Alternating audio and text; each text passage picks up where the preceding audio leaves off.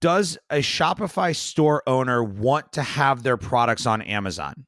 Now, you're probably smiling. We're not on video, so I can't see, but you're probably smiling because you know that we could do a whole podcast just on that topic. And here's what I would say to people in the 30-second quib, right? And that is that people are shopping on Amazon for products and products like yours, whether you're going to put your product there or not. So the question is do you want to take part in that, or do you want to just have that those sales go to other people?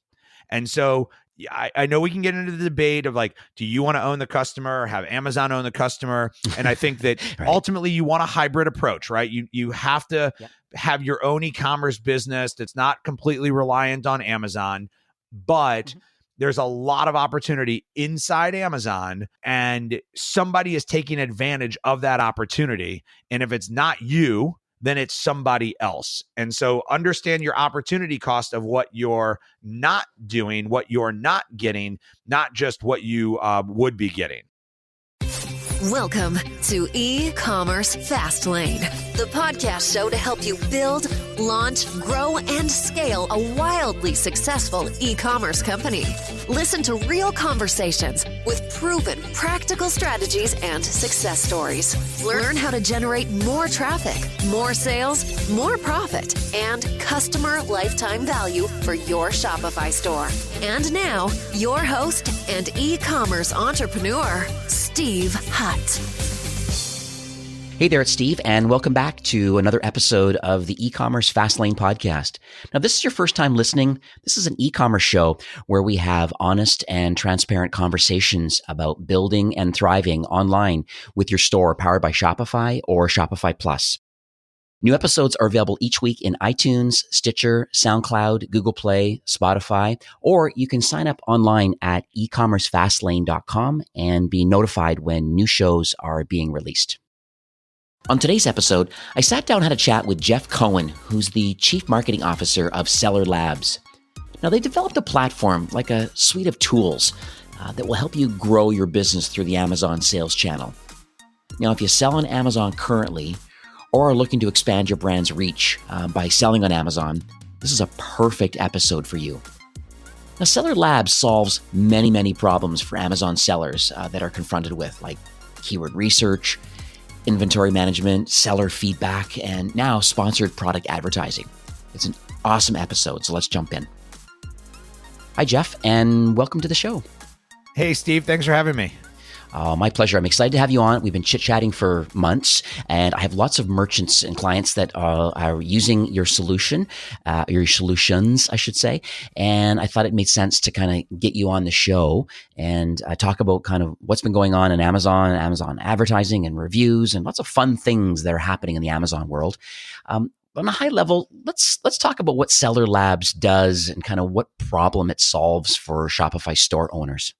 Yeah, that's a great question. Good place to start. I think that Seller Labs is a platform of tools to help manage your brand on the Amazon marketplace.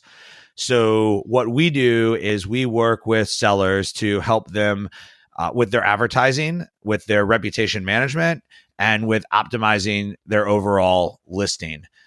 Most of our tools are self-service, meaning that you can sign up for the tools. We provide tutorial education on how to use them, and then sellers just use them to perform and manage their own advertising or optimize their listings or solicit reviews for their product and manage their reputation.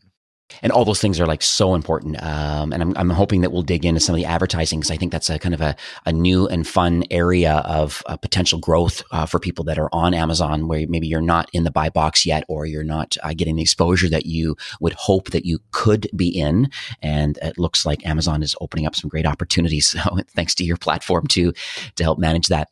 So tell me a bit about you in your entrepreneurial journey so far, kind of leading up to kind of building out Seller Labs.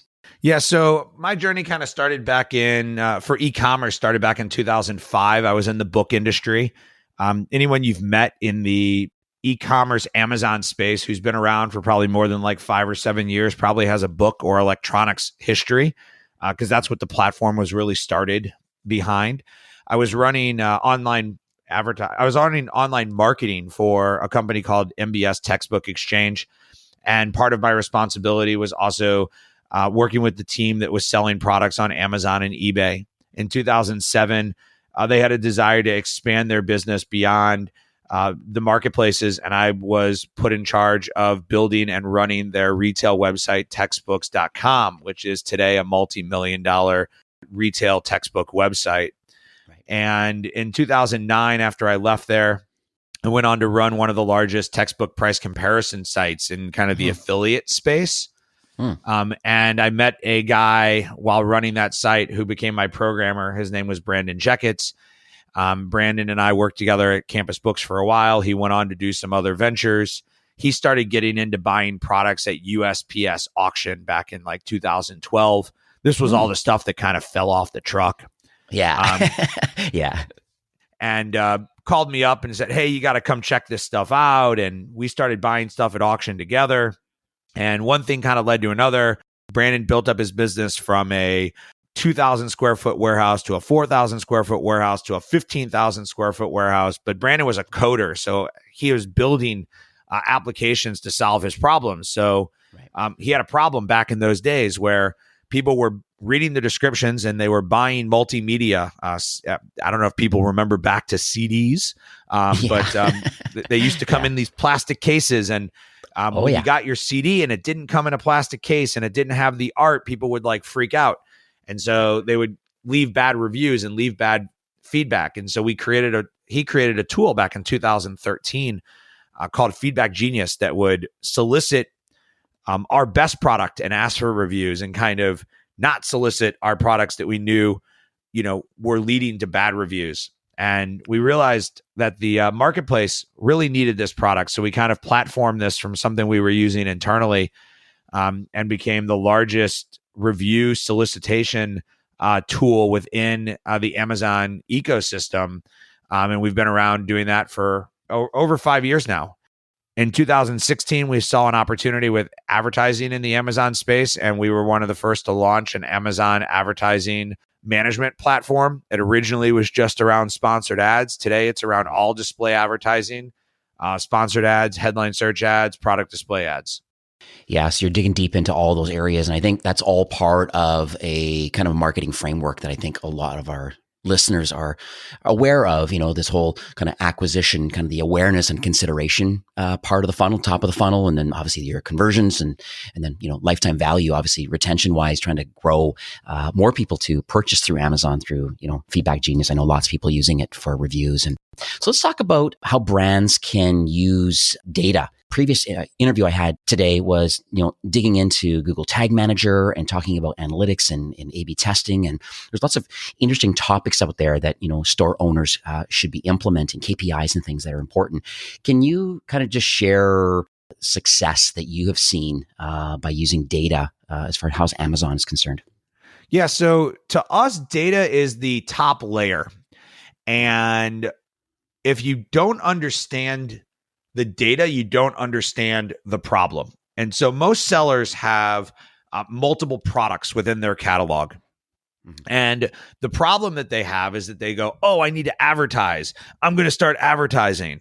And they believe that's like the next thing they have to do because they're looking at things in a linear manner. And what we say is that success on Amazon, success in selling in general is not linear. It's not step 1, step 2, step 3, step 4, back to step 1. It's actually arrows pointing in every which direction that you can think of. And so the epicenter of that whole thing is data. And so we tell sellers that what you have to do is you have to understand the data to understand what direction you need to head to solve your problem.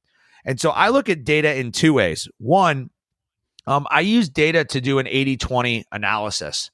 And so if you follow the basic confines of the Pareto principle, you know that the 80-20 rule exists in almost every fashion of business, right? 80% of your business is going to come from 20% of your SKUs. But what a lot of people don't understand is a principle that a Google AdWords.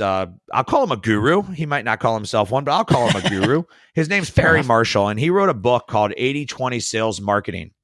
And what he did within this, and it was really what made his vision of how to manage Google AdWords successful, was that 80/20 isn't just something that exists within business. It's something that exists within everything we do in our lives, right? And not only is it everywhere we exist in our lives, it actually exists within itself. So if you do an 80/20, you can actually do an 80/20 of your 80/20. Okay. Yeah. And he actually goes like super deep into this, that you can take it to what he calls the fifth power, which is that 5% of your business will be driven by 54%. I'm sorry, 54% of your business will be driven by 5% of your SKUs. Wow. Okay. So data is important because data tells us not only what to spend our time on, but where to spend our time with that. And so we'll have people come to us with 2,000 SKUs and go, I want to build out advertising for all 2,000 SKUs. And I say, why? You've got to figure out like 80/20 that, or take it to the fifth power and figure out what part of the catalog you actually want to spend your energy and effort advertising, but figure out whether advertising is actually the problem that you have. So inside Amazon has a report that's called the Parent by Child ASIN report. It's under the business reports, and it gives you information within there that tells you what your session count is, what your conversion rate is, and it starts to give you this information to tell you whether you have a traffic problem, whether you have a conversion problem, or possibly you just have a bad product and you have a review problem. And what I always tell sellers is that when you look at your catalog, the first thing you should do is 80/20 your catalog. Then the next thing you should do within each of those of that subsection is figure out whether you have a ranking problem, meaning that you're not showing up on search. You have a conversion problem. People are finding your page, but they're not buying. You have a traffic problem. You need to get more people to your page, or whether you have a review problem. And those are kind of the four common problems that I believe sellers have once you've gone through all the issue of getting your product into the platform. Then it's a matter, and I call all of those levers. So then it's a matter of which of those levers you need to pull to make that product move in the system. Right. Yeah, I'm all over the 80/20. Definitely know Perry Marshall. Read his book or books. To be honest with you, I know he's got a few, and I find that too. I mean, even my day, even at work, I find that 80% of my energy really goes towards 20% of things that I know can make an impact on my day. That's his newest book, which is 80/20 Sales and Marketing. And I've actually become friends with him, and him and I, we could do another whole podcast on that, which is, are we spending our effort in our day on the things that give us the biggest impact and the biggest bang for our buck? And it really made me wake up to this whole idea that 80/20 really is everywhere. And if you want to create efficiencies in what you're doing, you have to be putting your energy into things that are going to get you bang for the buck. Absolutely.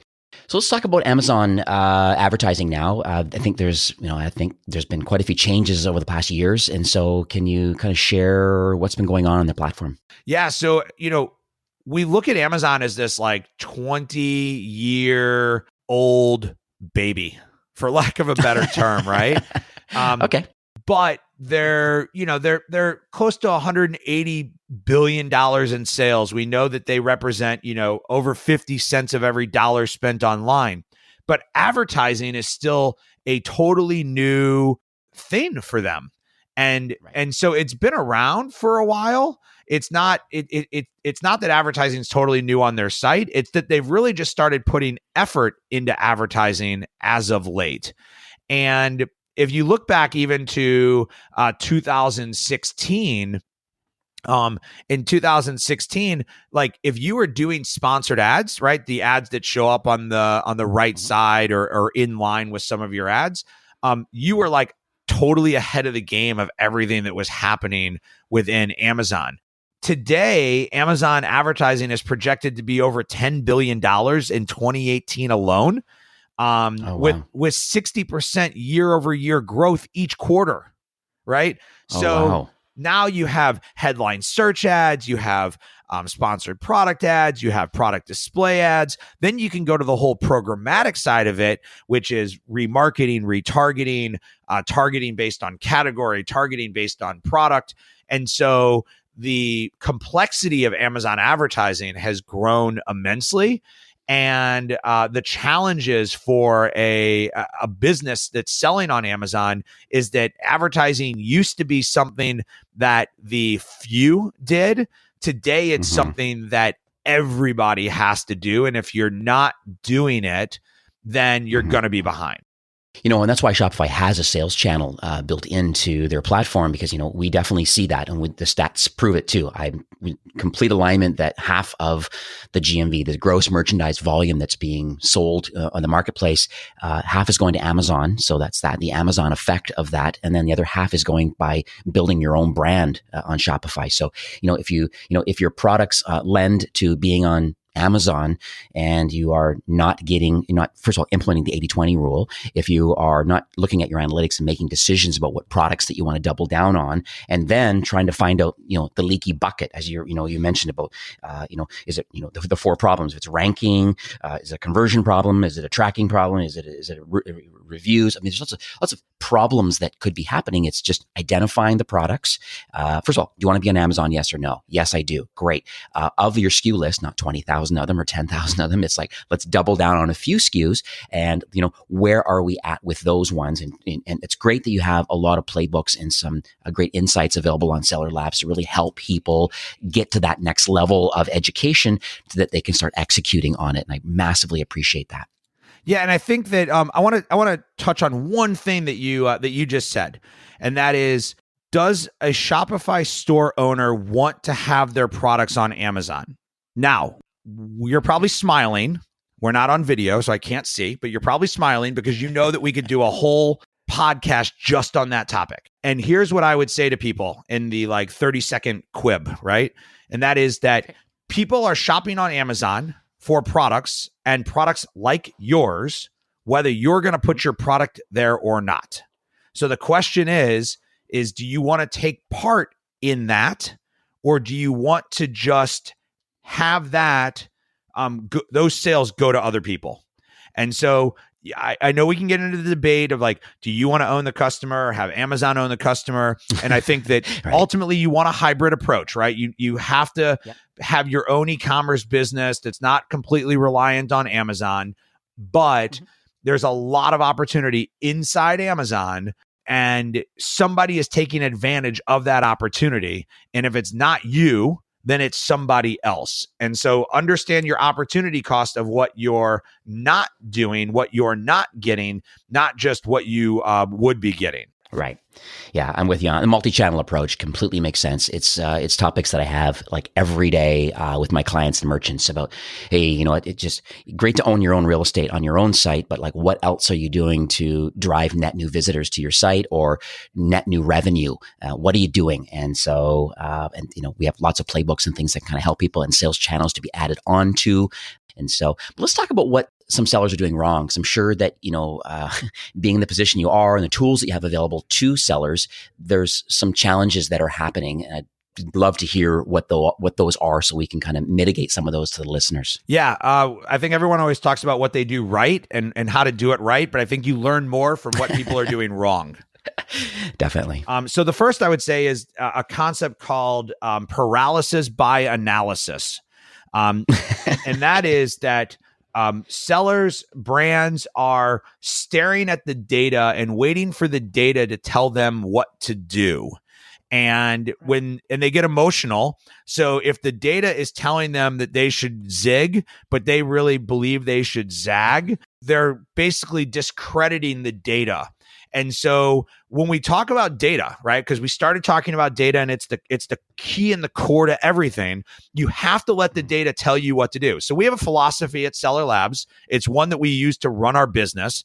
And that philosophy is that you will never have 100% of the data to make a correct decision. Therefore, you must use all the data that you have to make the best decision that you can make at this particular time. And as that data changes, be okay with the fact that you need to change your decision. So what might look good today because the data is telling you that looks good today might not be right. And you need to keep looking at that data. And if the data is telling you that the product's not profitable, people don't like it, people don't want to buy it, you can't advertise it effectively, don't keep trying to make it happen because you can't fake the data. Right. I think the other thing that a lot of sellers do wrong is advertising actually requires knowledge and skill. I like to call it, there's an art and a science to it. And so if advertising is not your thing, then you can look to have somebody do it for you. So for example, I run an Amazon business. I do not like accounting and bookkeeping. I have an accountant and a bookkeeper who runs my business because I want to just forward everything to him, have a meeting with him once a month, and have him tell me what's working and what's not. And so if you look at advertising and you go, I don't have the time for this, or I don't really know all of this, then you either need to teach it to yourself, take the time to learn it, or find somebody to do it for you who already has those skills. Now, once we've gotten past the data, we've gotten past the knowledge, what are people actually doing wrong in advertising? One, they're not setting up their campaigns correctly. So similar to building a house, your campaigns are your foundation. And if you don't build your campaigns correctly, then Amazon doesn't know how to associate the keywords, which are the terms that you believe somebody is using to find your product, and the search terms, which is what people are actually using to look for your product. And so the campaign organization becomes critical. How many ASINs do you attach to a campaign? Parent-child relationships, color variations. There's all different ways to organize campaigns based on what your goals are and what your catalog looks like. And how you do that, I'd say that's our number one thing that we have to go back and fix when we manage people's accounts. We have to go back and fix their campaign organization because they just didn't build their foundation correctly. The second part of that is keyword research. There's lots of different philosophies and strategies in the marketplace. Do you want to have a few keywords? Do you want to have a ton of keywords? Do you want super long tail keywords? I believe that the Amazon algorithm is really built off of the idea of machine learning, and therefore you want to let the system do as much of the work for you that you can do. And so we recommend maybe 5 to 10, maybe 15 keywords, but your keywords need to actually describe your product. So I'll give you an example. If your product is face paint, your keywords are not face and paint, because if you look up the word face, look at all of the different things that are described on the Amazon site, you are face paint. And so your keywords have to be specific to what you are. And the more generic you try to make it, you'll get a whole bunch of impressions, but you won't get any clicks. Think about it if you sold an apple slicer and you tried to pick the word apple as your keyword. Right? It just doesn't make sense. No, it doesn't. So you can use tools. There's tools in the marketplace you can use to help kind of figure out keywords. You can look at competitors' listings, or you can, Steve, you can hold your product up in front of your friends and family and say, what is this? And the first 5 things that they say are probably the main keywords you should be using. The last thing that we see a lot of sellers do wrong is they try to over-optimize. They want really quick results. And Amazon is not a system built off of quick results. That's the science part of it. It's based off of enough data to tell you that it's time to take an action. And so you can't turn on a campaign and then 2 days later come in and start trying to optimize it. It doesn't work like Google AdWords. I can't up my bidding this morning and then see my rank and my placement change and see my conversion change because of that. It takes 48 to 72 hours for all of that data to sit back into the system of Amazon. So you really do have to be patient. I like to say that Amazon is great for the marathons of the year.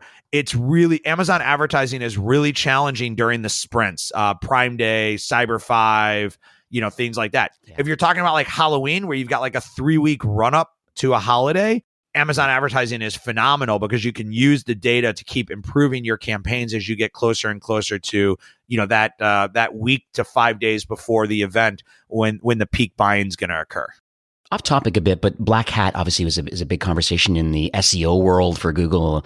Has Amazon over the years kind of cracked down on manipulation of listings in order to kind of drive revenue? Yeah, so Amazon it's a cat and mouse game. That's probably the easiest way to describe it. There are bad players like there are in every industry, and Amazon is constantly trying to attack them. There are people who will try to bend the rules as much as they can. The Amazon algorithm from a organic position, it works differently than Google, right? So Google had to change and implement what I called Noah's Ark, right? The Pinda, the Pinda, the Panda, all those releases. Mm-hmm. Yeah, all the updates. Right. Yeah. They had to do that because people were keyword stuffing and people were, creating bad links. And that doesn't really exist within Amazon because Amazon has this, it's a closed system, right? So Amazon knows what keyword you search for. They know what product page you land on. They know that you bought it. And then from reviews, they know whether you liked it or not. And so there's only so much faking of that system that you can do. And the Amazon algorithm, just from what we know of A9, which is the search algorithm, it just doesn't give any weight to how many times did I say this keyword within this density of space. Right. Well, let's talk about reviews then, because that's one of the ways that I see people have manipulated in the past. I'm glad there's some framework put in place now through Amazon to kind of mitigate that. So can you, first of all, is it still important to have Amazon reviews on your product page? Yeah, one thing before I jump into that, and that is because there's probably people listening going like, I know there's black hat tactics on Amazon. You're right, there are. I'm not trying to claim there's no black hat tactics on Amazon. What I'm trying to say is that it's a cat and mouse game, and Amazon is chasing the mouse just like Google does. So there are bad players. There are bad tactics. Reviews. So October 2016 was the day that my life changed forever. That was the day Amazon got rid of and changed their rules on incentivized reviews. We used to have a tool called Snagshout. We gave away products for free in exchange for asking you to write a review. The website still exists. We spun it off at its own business now, and we have nothing to do with it because it wasn't a direction that we wanted to continue to go. Today, getting reviews is a lot harder on Amazon. Amazon has made a lot of changes in the last 2 years. So the biggest change, you cannot provide free products or even discounted products and ask for a review in exchange. Additional is that Amazon started allowing customers to opt out of buyer seller messaging. This caused quite a stir. But if you think about it again, 20-year-old baby, there was no way to tell Amazon, I don't want to receive emails anymore. Now, as a Shopify owner, we all know that you have to provide either opt in or opt out for anyone who wants to be on your email list, right? There was no way to do that on Amazon. They only implemented that a year ago. So, reviews are still extremely important. They're extremely important because they become the social proof that let your buyers know that your product is what you claim it is. They also become the proof back to the Amazon algorithm that closes that loop that says buyer wanted X, he got X, and he liked X. So as a seller, you have to consider reviews as part of your overall ability to be successful on the platform. It's just they're much harder to get today because of that. Is there anything you can share with the listeners about how you can generate more reviews legally through Amazon? Yeah, so it's kind of interesting. I was at a conference. I spoke in front of 700 people at the show, and I did an Amazon buyer seller messaging true false game. And everybody in the audience was answering 50-50 on every question. So the first is understand what you can and you cannot do. Amazon states their rules very explicitly. I can provide a link for you to put in the show notes. Please. And within that, Amazon states that you can ask for a review. They also state that you cannot provide an incentive for that review and that you have to be neutral in the way that you ask for that review. And so those are all very important things. Give you an example. Right. You cannot say, Thank you for buying my product. I really appreciate it. If you have any problems, please contact me. If you really like what you bought, please leave us a review.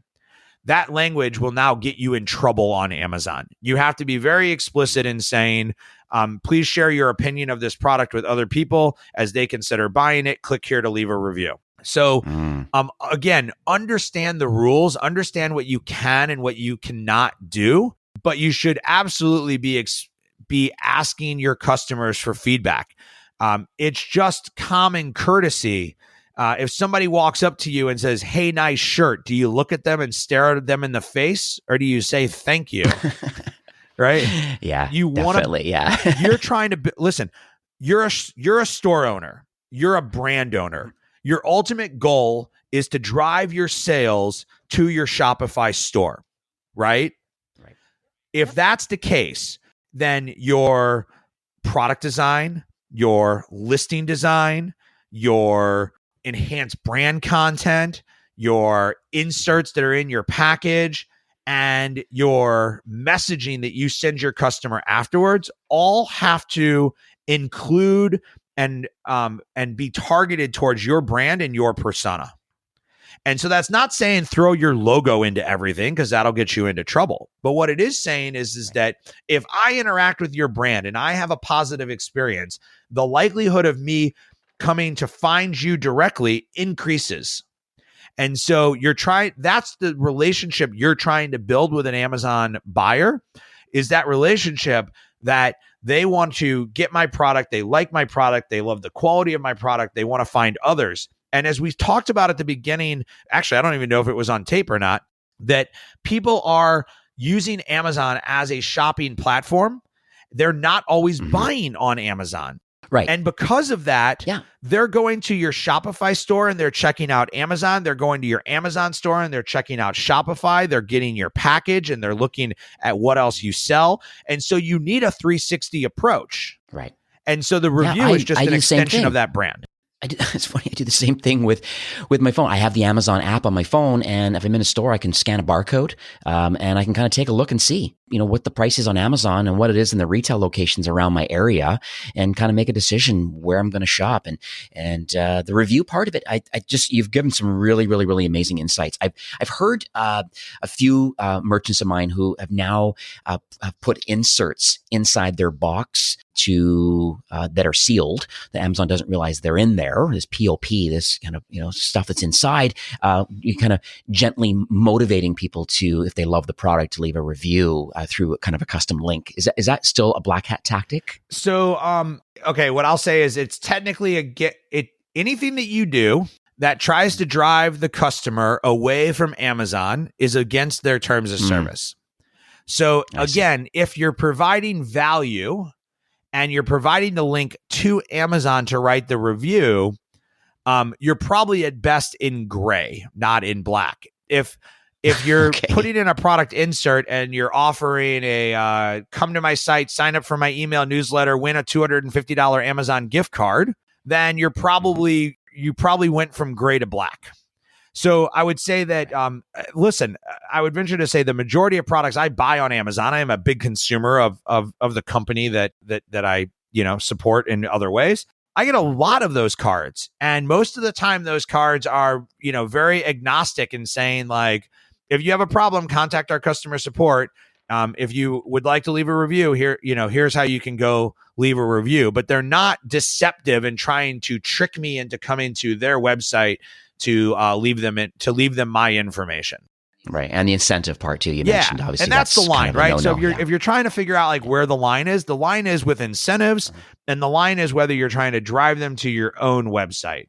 And it's not to say that you can't create a user manual and have your URL on the user manual. That's just common sense, right? Like, you're not going to create special packaging for one or the other, but you don't want a gigantic flyer inside there that says, "Dear Amazon customer, like, don't shop on Amazon. We'll give you a better price." Like, you don't want to be going that direction. That's when you're going to get yourself in trouble. Yeah.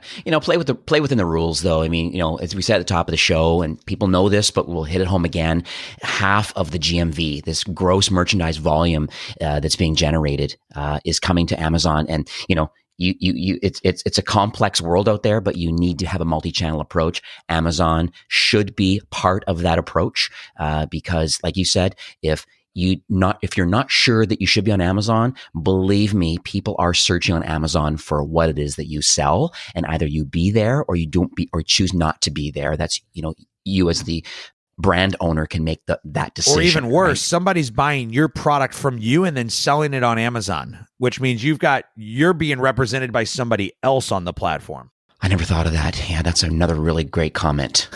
Yeah, I have a client that I worked with out of Colorado that was the case. And not that they were being misrepresented or badly represented, but they weren't being represented in the way that they felt their brand needed to be represented. And that's what it comes down to.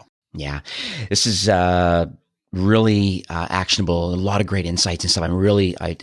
My mind is spinning right now because,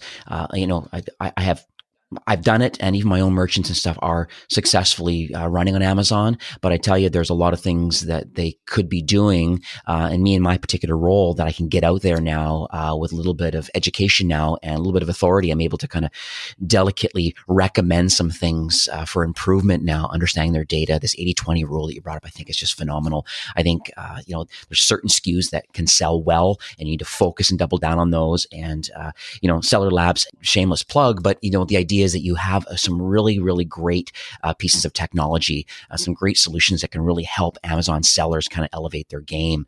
And so before we kind of get into links and kind of sharing what your tools do you have any kind of closing comments that you'd like to leave our listeners today? I think that when it comes down to it, being successful on Amazon requires knowledge and understanding, but it doesn't necessarily require a super deep knowledge and understanding. And so if you want to explore it, there's opportunities to hire people or to have other people kind of rep your brand on the platform.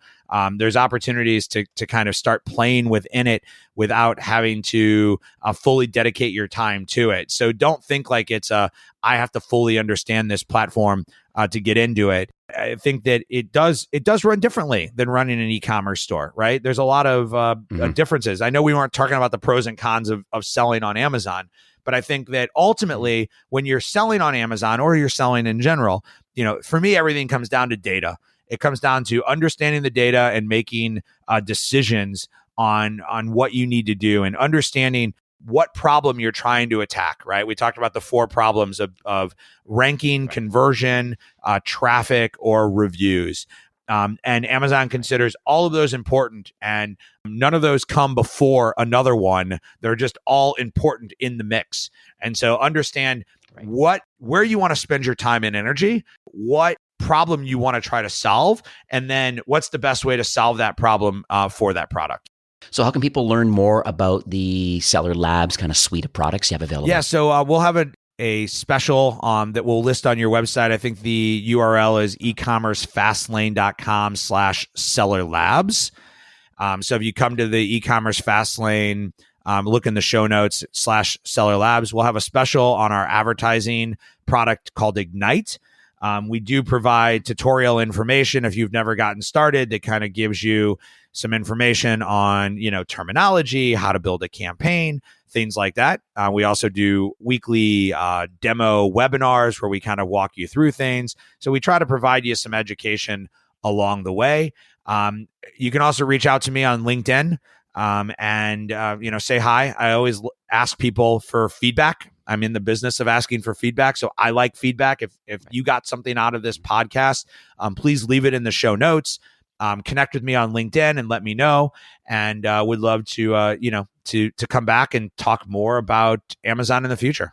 Yeah, sounds great. The show was very entertaining for me, actionable. I think I've learned a lot. I mean, I've been involved in e-commerce for since 2000, so over 18 years, and it's a never-ending life of learning when it comes to running an online store and through these marketplaces. And it's very clear that you've doubled down on what it is that you do well. It's fantastic that you have Seller Labs, and you're really I can tell by your passion that you really are in it to help sellers just kind of grow and scale their businesses. And I just kudos to you and thank you so much for coming on the show today. Awesome. Thank you for having me.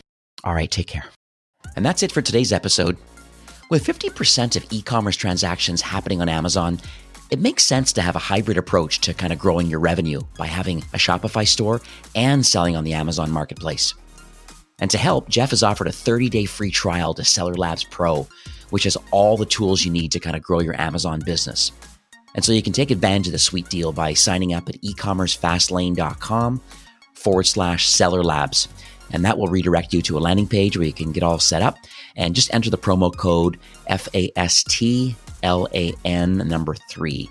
So I'll have that in the show notes. And that's it. You'll have full access to the best suite of tools to help grow and scale on Amazon.